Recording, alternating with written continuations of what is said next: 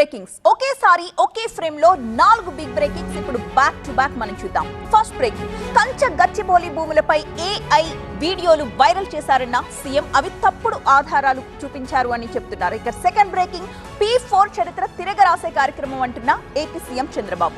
Third breaking, 3 సినిమాల లెక్కలు చెప్పాలంటూ పృథ్వీరాజ్ కు ఐటీ నోటీసులకు సంబంధించిన వార్త. ఇక ఫోర్త్ బ్రేకింగ్, అమెరికాకు జాగ్వార్ ల్యాండ్ రోవర్ ఎగుమతుల్ని బ్రేక్ వేసిన JLR కంపెనీ.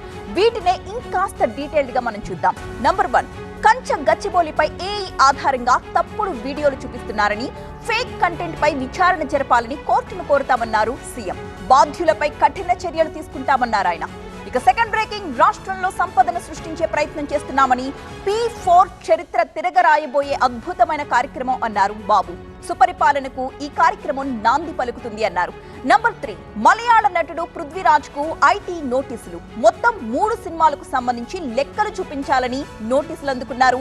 50 కోట్ల రూపాయల ఆదాయాన్ని పొందినట్లుగా ఆయనపై ఆరోపణలున్నాయి. ఇక ఫోర్త్ న్యూస్, అమెరికాకు జాగ్వార్ ల్యాండ్ రోవర్ ఎగుమతులు బ్రేక్.